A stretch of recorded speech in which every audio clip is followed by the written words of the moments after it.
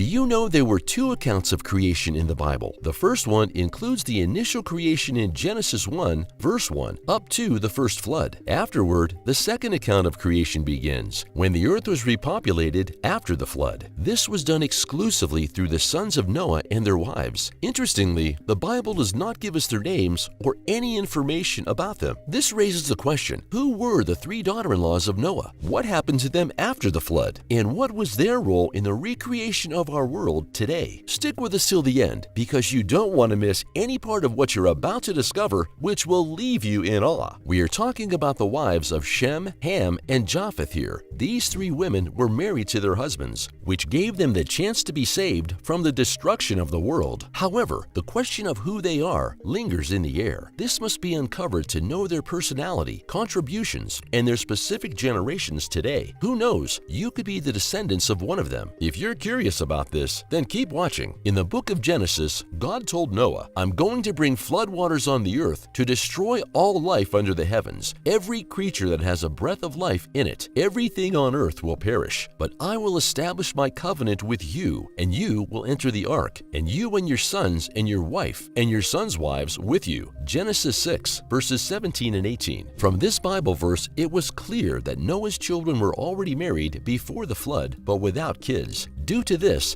their wives were fortunate to be among the people who gained entrance into the new world. They were also the ones to birth the new breed of humans. One would wonder how these ladies felt, being the only women after their mother-in-law's death. However, the Bible didn't document any information about them. All that happened was accredited either to Noah or his sons. Not even a clue about Noah's wife. But we all know procreation wouldn't have been possible without them. So aside from them being the wives of Noah's sons, what else can we dig out about them? What were their names?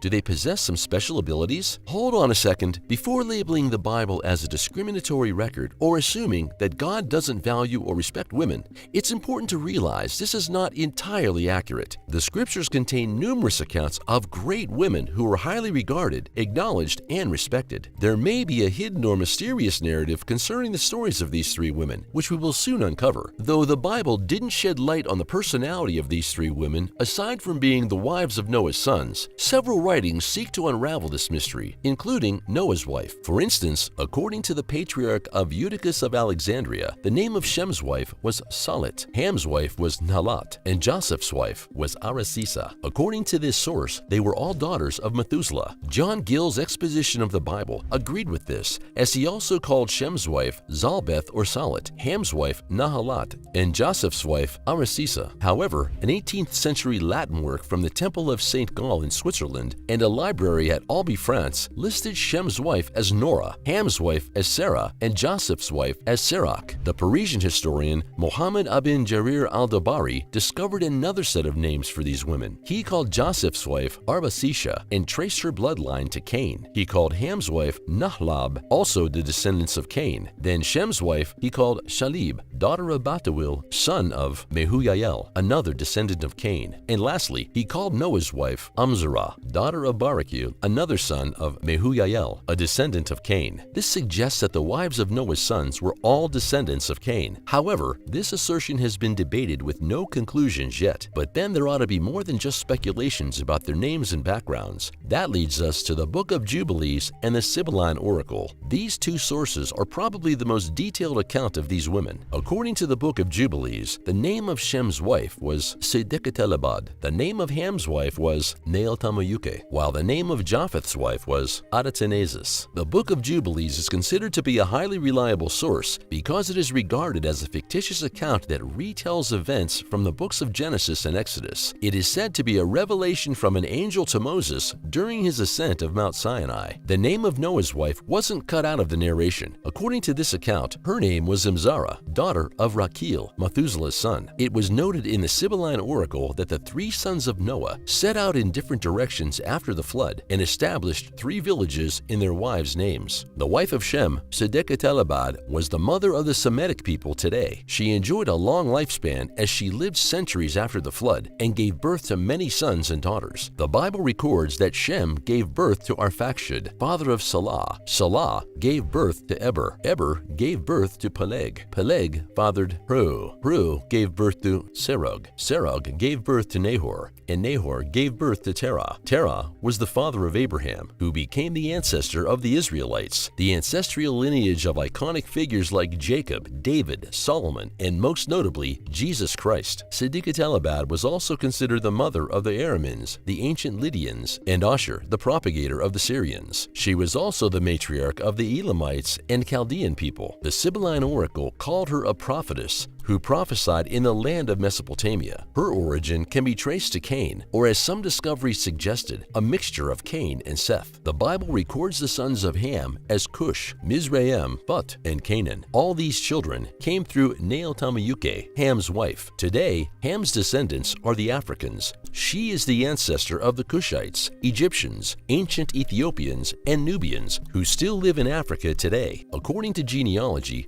the Dravidians, considered to be the original inhabitants of India, were also seeds of Neotamayuke. Thus, she is a mother to both Africans and South Indians. Neotamayuke also lived long after the flood, like Sedeketelabad. It was estimated that she lived up to 600 to 700 years. History says that she even lived longer than her husband. She was also a prophetess who prophesied concerning her descendants. The Christian writer Saint Hippolytus recounted a story of Ham's wife.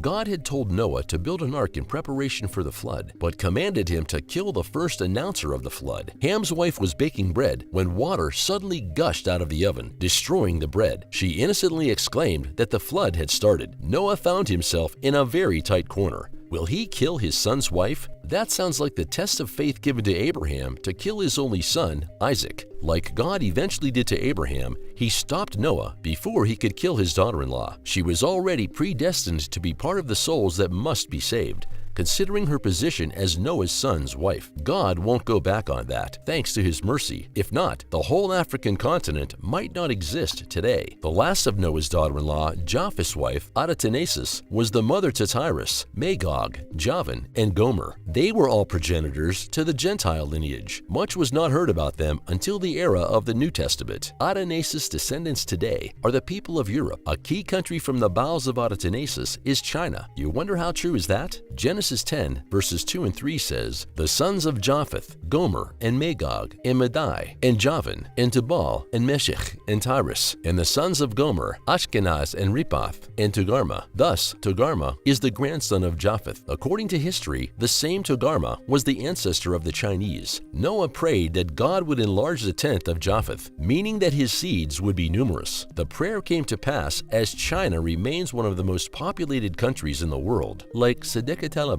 and Neotamayuke, Adatanesis was also a prophetess. According to the Sibylline oracle, she also prophesied concerning each generation that will arise after her death. She lived long enough to see the growth and prosperity of people who descended through her. The three daughters-in-law of Noah had been instrumental in the creation of today's world. Therefore, irrespective of race, color, and religion, all the earth was one family. Noah was the grand patriarch of the world. His sons married these special women, and all the world became populated according to the commandments of God. If the Tower of Babel story had never happened, perhaps the whole world would be speaking one language today, and everyone would regard themselves as relatives. If these three women were to look down from heaven today, they would find it hard to believe that this was the world they carried in their womb. Like Mary and Elizabeth, Noah's three daughters-in-law were blessed and chosen among all the women in their generation.